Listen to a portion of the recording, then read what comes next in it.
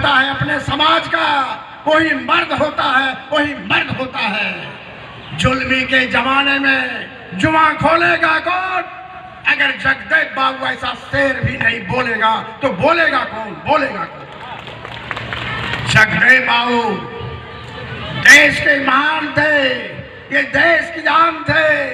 इनसे शोषितों, दलित, गरीब कुचले दलितों की पहचान थे। ये उस देश के फूल थे जिस देश का नाम भारत मान थे, भारत मान है। सुबह लिखता हो, शाम लिखता हो, मंजिल लिखता हो, मुकाम लिखता हो। मेरी कलम दीवानी हो जाती है तब जब मैं जगदेव बाबू का नाम लिखता हूं, नाम लिखता हूं। ऐसे मसीहा अगर पैदा न होते, ये महफिल नहीं सजती, ये मंचासी नहीं होते, धरती बेरंग रहती, आसमान का रंग नीला नहीं होता। अरे दलित, पिछड़ा, शोषित तो घुट घुट करके मर गया रहता अगर जगदेव बाबू ऐसा हीरा ना मिला होता, हीरा ना मिला होता। मैं कहना चाहूंगा, शोषित इनकलाब के जनक, योद्धा, वीर, महानायक, गरीब दलितों की तकदीर लिखने वाला जगदेव बाबू, डॉक्टर भीमराव अंबेडकर, डॉक्टर फूले साहब, रामस्वरूप वर्मा के इतिहास को, विचार को जमीन पर उतारने वाले महानायक, ऐसे महानायक को मैं उनके जन्मदिन के अवसर पर सत नमन करता हूँ, नमन करता हूँ। इस खुशी के महफिल में आए हुए चमकते सितारे, आपको मैं शांति, दुआ और जय लेनिन का पैगाम पेश करता हूँ, पैगाम पेश करता हूँ। रात का अंधियारा जब घना हो जाता है तब उससे उजाले की पांव फटती है। जब कहीं जुल्म, शोषण ज्यादा हो जाता है, वहां कोई न कोई क्रांति पैदा होती है। सदियों से यह समाज, दलित, पिछड़ा, जो दलदल की खाई में फंसा था, उसे ऊपर उठाने के लिए समय समय पर कोई न कोई मुक्तिदाता आते रहे हैं इनकी रक्षा में। इसी में एक नाम जुटता है, जगदेव प्रसाद, जगदेव प्रसाद। आजाद भारत के इतिहास में, आजाद भारत के इतिहास में ऐसे कम नेता बहुत कम पैदा हुए जिनकी राजनीतिक और सामाजिक दृष्टि बिल्कुल जगदेव बाबू की तरह साफ सुथरा और बेदाग हो।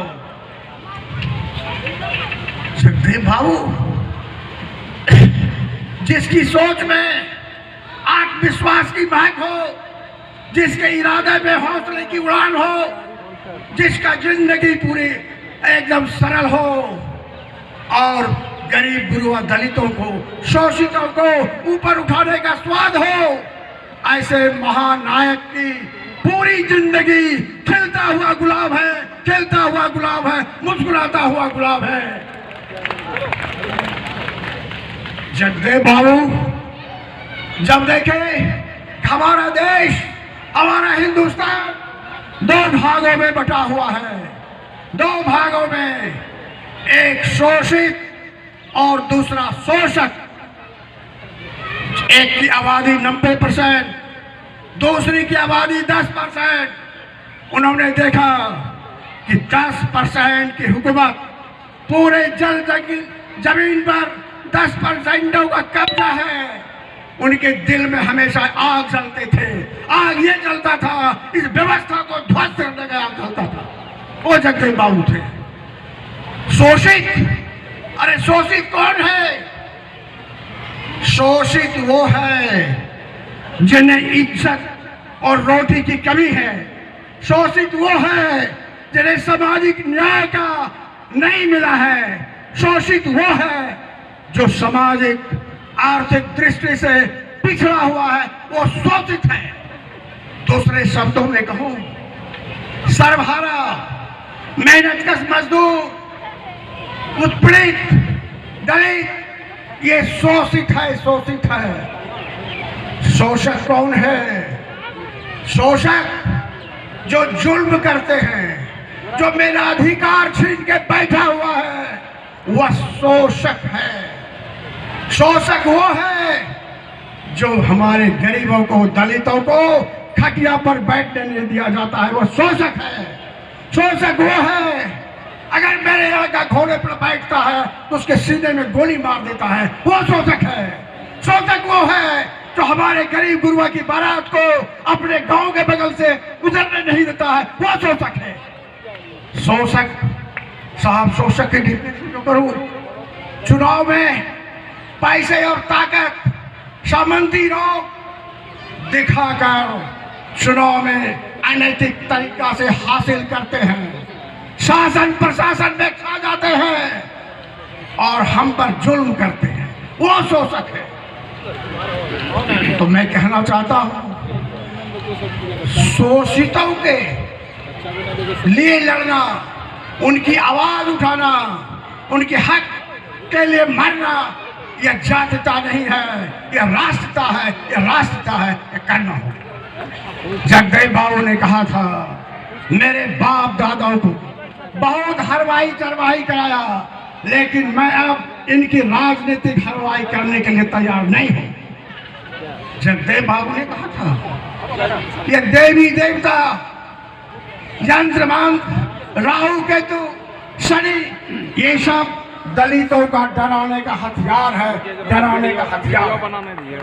जब खेत में फसल आता है तो आप देखते होंगे कि किसान खेत में कितना लटका देता है। जब जानवर और पक्षी आता है तो देखता है कि किसान खेत में है, भाग जाता है। इसी तरह से हम शूद्र को, पिछड़ों को, दलितों को डराने के लिए इतनी मूर्तियां खड़ा करता है। ये ध्यान दे साहब कि मुसलमानों को डराकर मठ पेटी भरता है, देवताओं को डराकर दान पेटी भरता है और हम लोगों को कमजोर करता है। ये जगदेव बाबू ने कहा था, मैं नहीं कहा था। जगदेव बाबू क्या क्या कहा था? अरे शोषक का बच्चा अमीर हो या गरीब हो, शोषण की कला में वो बहुत माहिर और वैज्ञानिक है। 100 साल की कहा, सुनिए भाई, 2 मिनट थोड़ा जाए। देखिए, कहा था 100 वर्ष की मैं राजनीति की नींव डाल रहा हूँ, यह क्रांतिकारी पार्टी होगी, इसमें कितने लोग आएंगे, कितने लोग जाएंगे, लेकिन इस पार्टी की भार और धार में कभी कभी नहीं होगी, कभी कभी नहीं होगी। ये कहे थे पहली पीढ़ी के लोग मारे गोली के शिकार होंगे, दूसरी पीढ़ी के लोग जेल जाएंगे और तीसरी पीढ़ी के लोग राज करेंगे, राज करेंगे।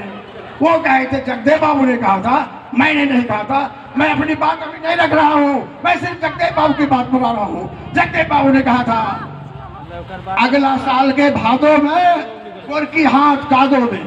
कितना अच्छा बात कहा जगदेव बाबू, लेकिन ये सामंतों ने, ये शोषक समाज ने इसका गलत अर्थ लगाया।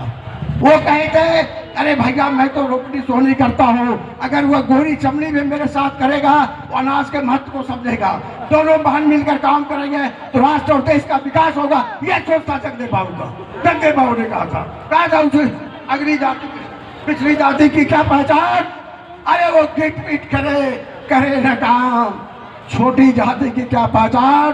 खूब करे काम पर मिले ना सम्मान, मिले ना सम्मान। जगदेव बाबू ने कहा था, मैं कुछ नहीं कह रहा साहब। जगदेव बाबू के सीने से जो खून की बौछार गिरी थी, वह खून की बौछार नहीं, वह इनकलाब की आवाज थी। अरे शोषितों, हुकूमत सोच को सुन लो, कान खोलकर, यह तुम्हारे पतन की अंतिम आवाज थी। ध्यान रखा जाए सर, समय का ध्यान रखा जाए। अच्छा भाई, समय का ध्यान रखते हुए अब मन संचालन महोदय का आदेश हो रहा है कि अपनी वाणी पर विराम दीजिए। मैं विराम दे रहा हूँ, लेकिन आप सभी को बहुत बहुत धन्यवाद, अनगिनत बधाई कि आपने मेरी बात को बड़ी सहजता से, बड़ा प्रेम से दिल लगाकर सुना। और एक संकल्प लेना है, आज संकल्प लेके जाइए अगर जगदेव बाबू की जयंती में आए हैं, संकल्प क्या लेना है कि अब जुल्म बर्दाश्त नहीं करेंगे, अब सामंतों की सामंती शाही नहीं चलने देंगे और हर एक घर में जगदेव बाबू का फोटो लगाएंगे। मैं देखता हूँ अच्छे अच्छे विद्वान लोग, जब उसके कमरे में जाता हूँ जगदेव बाबू का फोटो नहीं है, अम्बेडकर का फोटो नहीं है, किसका फोटो रखा है? थोड़ा शर्म लगता है बोलने। अरे जिसने ऊंचाई दी कि आप पहुंचाया डॉक्टर भीमराव अम्बेडकर, उसका तो मूर्ति रखो, उसका तो फोटो लगाओ। लगाता है किनका? क्या साहब, मैंने कहा जगदेव बाबू के सीने में गोली मारने वाला संविधान को मानने वाला था कि राम को मानने वाला था? बताओ। भारतीय संविधान को जानने वाले कौन थे? संविधान को मानने वाले थे कि राम को मानने वाले थे? और राम के गोदी में बैठते हो। जगदेव बाबू को कैसा लगता होगा? वो सामंतवादी गोली मार। अच्छा भाई, समय को देखते हुए अब मैं अपनी वाणी पर विराम देता हूँ। बहुत बहुत धन्यवाद।